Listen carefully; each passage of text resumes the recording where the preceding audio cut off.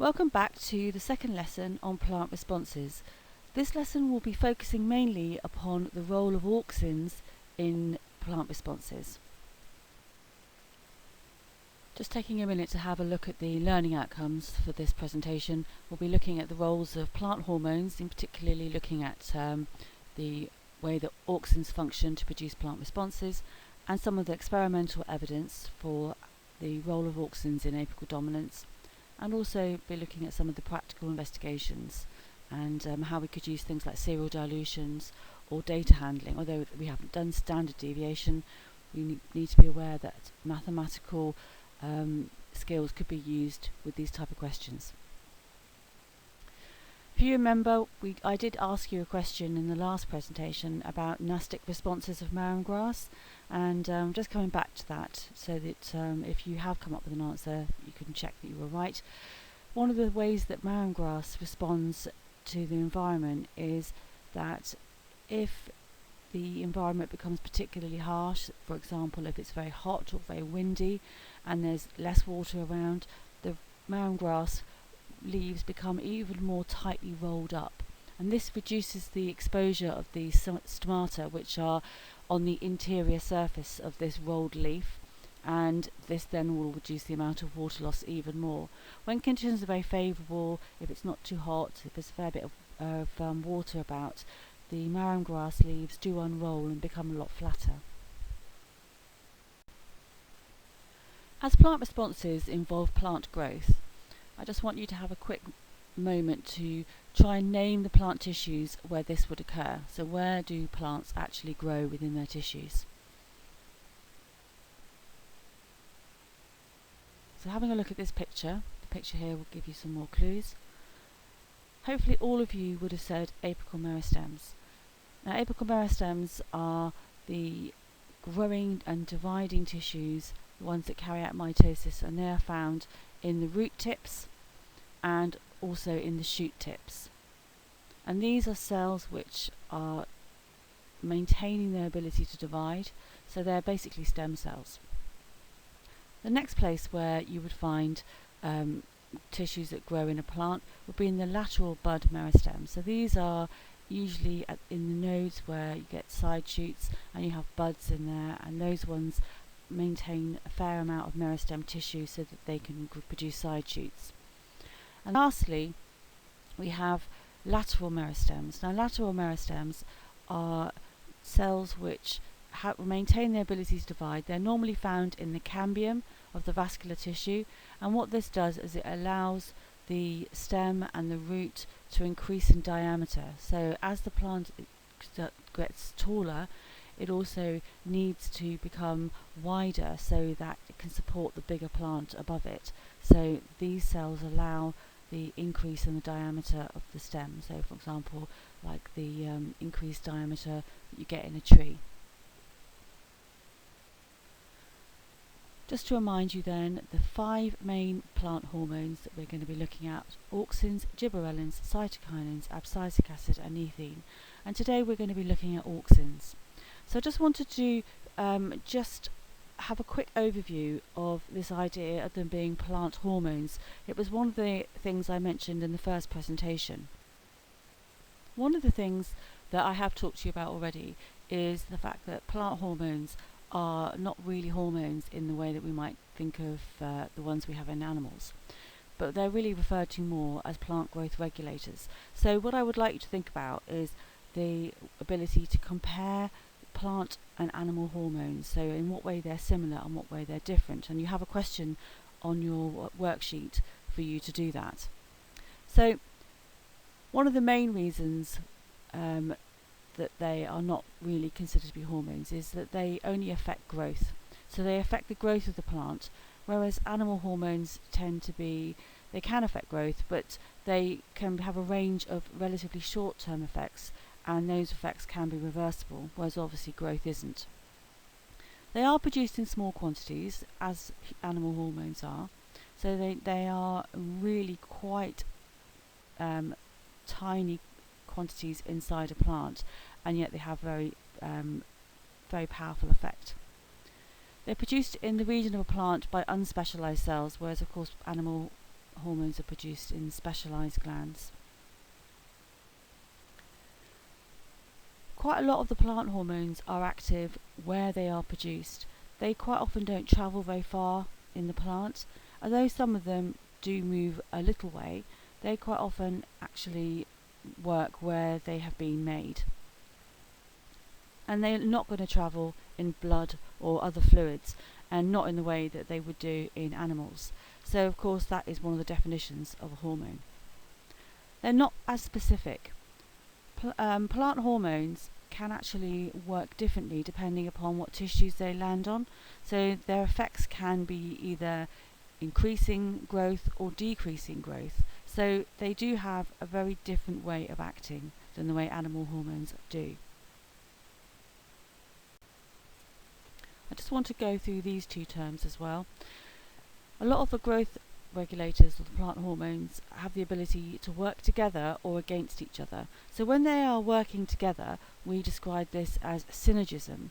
So two or more of the plant hormones work together to reinforce the effect. Sometimes the plant hormones are doing a very similar job, and quite often when you have both hormones together, the result is greater than the sum of their two parts. So they actually not just both contribute to the final, but they actually work together to create a much bigger effect than if they were by themselves.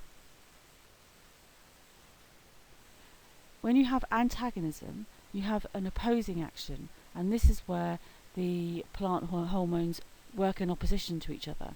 So one might be encouraging growth and the other one might be inhibiting growth. And quite a lot of these plant hormones do have this effect upon each other, and in this way plants are able to modify their behaviour and regulate their activities. So we're going to start with auxins. Auxins are mostly synthesised in the shoot or the root tips, and the most common one is IAA or indole acetic acid. I've just put some of those up there for you to have a look at. The naturally occurring ones, we've got indole acetic acid, we've got chloroindole acetic acid, phenyl acetic acid, and indole butyric acid. And you can see that there are lots of similarities in the way that the molecules are created. They're relatively small molecules, and they're obviously very variable. And we've also got a load of synthetic auxins as well that we've created. So the main effects of auxins including promoting stem elongation, stimulating cell division, preventing leaf fall, so stopping the leaves falling off the trees until autumn, and then maintaining apical dominance, which we will come on to as well. One of the most well-known effects of auxin is its role in phototropism. Auxin is produced in the shoot tips, and it is the hormone which makes the plant grow towards the light. And the way it does this is that the shady side of the stem is going to grow longer than the sunny side, and this then creates a bend in the stem, and so the stem grows towards the light. And what we're going to be doing is we'll be looking at how does auxin do this. We know that light affects the movement of auxin down the stem. When you have directional light, the auxin will travel down the shadier part of the stem, and those cells will elongate more, and when that happens, that causes the stem to bend towards the light. Now if we look at this diagram, what we can see is that we have got light being shone on the stem from all directions, so it's evenly illuminated, and the auxin is travelling evenly down both sides of the stem, so the stem is growing upright and is not leaning in either direction. What I want to do is quickly explain to you how light is causing auxin to move towards the shady part of the stem. Now I will be honest, you won't find this information in your textbook, and that suggests that they're not necessarily expecting you to have all this information. However, the exam questions quite often give you information about things that you haven't studied and expect you to make sense of it. So it's a really good idea to discover, just to go through this mechanism so you've got some idea of how it works. In order to understand how it works, we need to talk about a protein called phototropin. Now this is a protein which has the ability to absorb blue light, and it's a protein which sits in the plasma membrane of cells such as leaves, and it absorbs this light. And when it absorbs the light, it can become phosphorylated, so it uses this energy to add a phosphate group to that molecule. And this process of phosphorylating this molecule is quite a commonly used mechanism of changing molecules and making them more active. And what this does is it affects the shape of the protein, and that will affect the permeability of the membrane to auxin. The phototropin molecules in this diagram are all going to be evenly phosphorylated because light is shining on all areas of the leaf, and so there's no difference in the quantity of phototropin which has been activated in the stem. So the auxin is going to travel very evenly down the stem. If we look at this diagram, what we can see is that light is shining from the right hand side onto this stem. And what that's going to do is it's going to cause the phototropin molecules closest to the light to become more phosphorylated than the phototropin on the shady side. So the effect of that is to cause the auxin to move more towards the shady side, because the phototropin is changing the membrane and actually actively causing that auxin to be transported to the left hand side of the stem. And that then will eventually lead to that side of the stem growing longer. So let's just summarize all that information. Phototropin becomes phosphorylated by the presence of light, and it's going to become more phosphorylated on the light side, so more auxin is going to be transported to the shady side of the shoot. This is because the transporter proteins in the membrane are being more activated on the light side of the shoot and causing more auxin to be moved. And this then stimulates the cells to grow much longer. And where you get more auxin, you're going to have more growth, and the shoot is going to grow towards the light. And as you can see, this is a really nice, neat mechanism, and explains it really nicely as to how auxin ends up on the shady side of the leaf. So how does auxin actually work? When the auxin arrives in the cells, it goes into the cell cytoplasm, and it then causes the hydrogen ions inside the cytoplasm to be transported through the plasma membrane. So you've got some transporter proteins in the membrane, and they are going to move the hydrogen ions out through the pores, and they will accumulate in the cell wall, which is made up of cellulose. Now the cellulose fibres will normally be linked together, and that will create a very sort of strong, firm molecule. Once the hydrogen ions get into the cellulose cell wall, what they do is they activate an enzyme, and that enzyme is going to break some of the links between these cellulose fibrils, and that then loosens the cell wall. So the cellulose cell wall has become a little bit more flexible and a little bit less firm, and this then allows the plant to stretch a little bit. So when water is absorbed by osmosis, the weakened cell wall is able to expand a little bit because of the pressure that's been exerted on the cell wall, and that then allows the cell to elongate. Normally what happens is that the cell wall limits the amount of water that can enter into the cell, and when you get to the full turgor, then the cell can't absorb any more water. But because the cell wall is a little bit looser, it absorbs a bit more water and the cell expands. And this then causes the lengthening of the cell, and that causes the shady side cells to be longer than the sunny side cells. One of the very important features of auxin is that its effect depends upon its concentration, and not in the most obvious way, as in the more you have, the more the effect. In fact, it can either inhibit or stimulate depending upon its concentration. So for example, very low concentrations will stimulate growth, but very high ones will inhibit it. And this also helps us to understand why auxin causes apical dominance. I will just mention at this point, we don't talk about this again, but auxins can be involved in this thing called fruit formation pathocarpy, where basically plants can be encouraged to produce fruits without actually being fertilised, whereas normally you would have to be fertilised to produce the fruit. An example where this occurs is in bananas. This brings me on to the issue of auxins and apical dominance.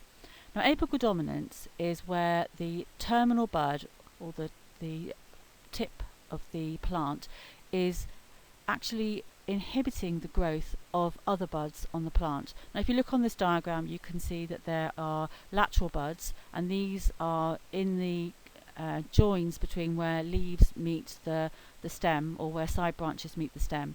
And these lateral buds aren't growing because the terminal bud is actually reducing their ability to grow by the production of auxin. And auxin is travelling down the stem by diffusion, and when it reaches one of these nodes, it accumulates into relatively high quantities, and these high quantities are actually suppressing the lateral buds from growing.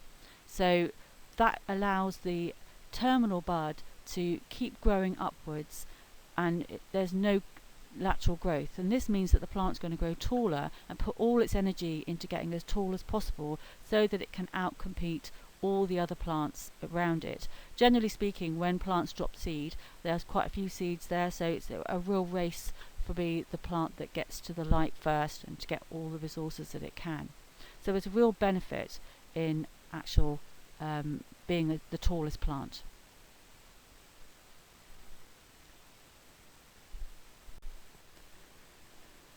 If we remove the terminal bud, then we can actually see that apical dominance disappears.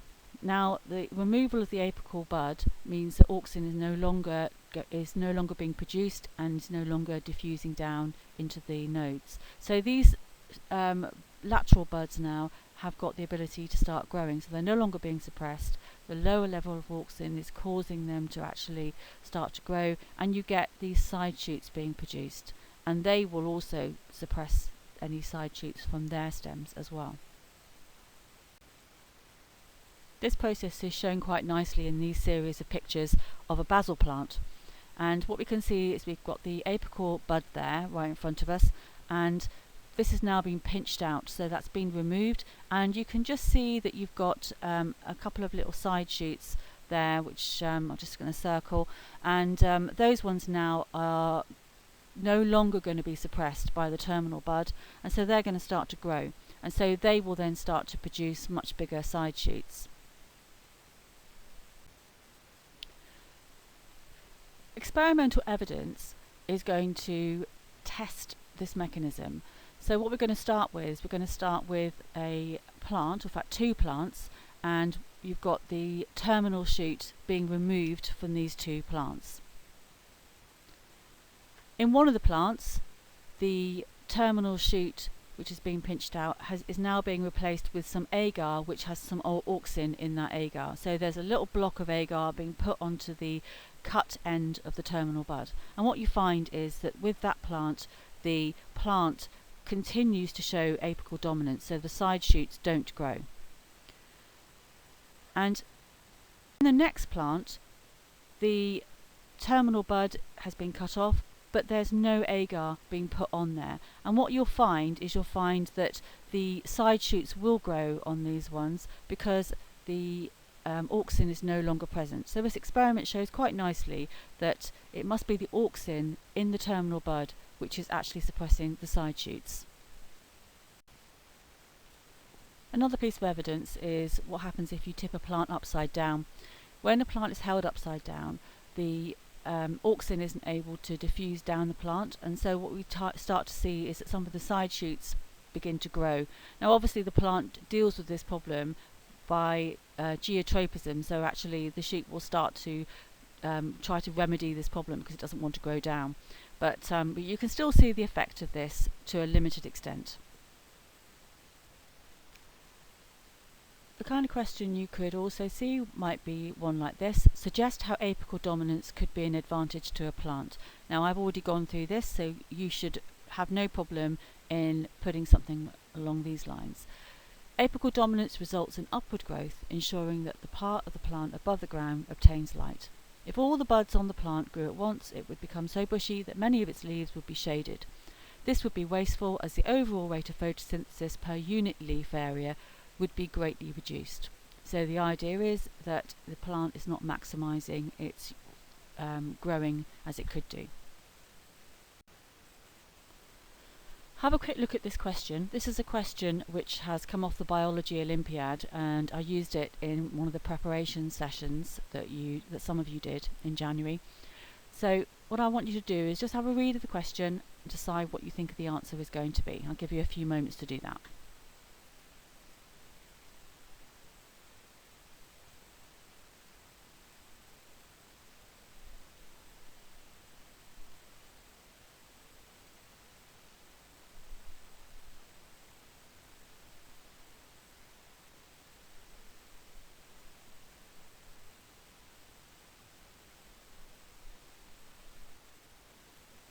Okay, I hope you've all been able to identify that the answer is D. Removing the apical meristems makes less auxin, which then allows lateral buds to grow.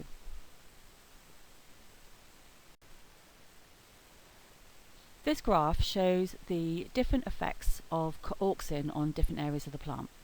So if we look at the x-axis, you can see that on the bottom we have got very, very small concentrations of auxin, from 10 to the minus 12 going up to 10 to the minus 4. So we are still talking about really small concentrations.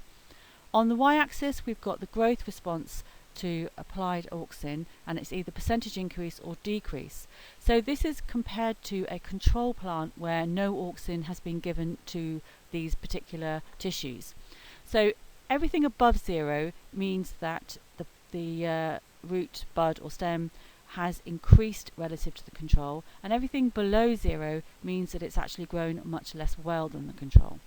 So what I want you to be aware of with this one is that the wording of what you say here matters a great deal. The roots, for example, remain growing faster, growing longer compared to the control, even when the curve goes down. So what I'm saying is the curve could be going upwards, which means it's increasing, but even all the way up to 10 to the minus 8, there is still a positive effect on that root, even though the curve is going downwards, and eventually it will start to inhibit it. So we need to be careful with the way we word things. So the question we've got here is compare the effects of auxin on stems and roots. Before we go on to the answers for the comparison question, I just want to draw your attention to a little bit of data from this graph which will help you with your answer. If we look at 10 to the minus 6 concentration of auxin, what we can see is that it has a very big stimulatory effect upon the stem. So the stem will have a 200% increase in its growth at that concentration. If we compare that to the bud at that concentration is being massively decreased. So that means that the buds themselves will not grow as much as they would do without that concentration. So this means that at that concentration, it stimulates the stems but inhibits the buds, which is why apical dominance occurs. Removing the apical bud would then reduce the quantity of auxin, and then the side buds would start to grow. The question we've been asking you to answer is compare the effect of auxin on stem and root. The root growth is stimulated by lower levels of auxin compared to buds and stems. The effective concentration above 10 to the minus 10 have a lower stimulatory response in roots. Now, be careful with this. We're not saying that the response has been reduced. It's still in the positive area of the axis, and that is compared to the buds and the stems, which are increasing. So this is an important one about getting our wording right. The concentrations above 10 to the minus 8 inhibit root growth compared to buds and stems, which are increasing. So in the 10 to the minus 8 region, we can see that the roots are actually below the line. Stem growth is stimulated between the concentrations of 10 to the minus 9 to 10 to the minus 4 levels of auxin, which are reducing buds or inhibiting root growth. Roots, buds and stems are all stimulated by lower levels and inhibited by higher levels of auxin. So what I want you to think about here for this question is making sure that you answer the question that you've been given. It's a comparison question, so every statement needs to have a comparison which refers to both the stems and the roots. I know I've included the buds here as well, but that's partly because I just feel we've got the data, so we might as well refer to it. But we must make sure that our statements are actual comparisons, and not to do what some people do, which is just to write a description of the roots and a description of the stems, and actually they haven't really compared the two at all. They're just two separate descriptions. The way that the examiners are told is that they are told not to do the work of the student, so the student must do the comparison, not the examiner. So just to remind you, as we're finishing off now with this presentation, we're looking at past paper questions that relate to this, and you've got them at the, with your resources. And this is reminding you it's a favourite topic for the exam board with lots of questions. And this particularly covers, here we've looked at data handling with the graphs.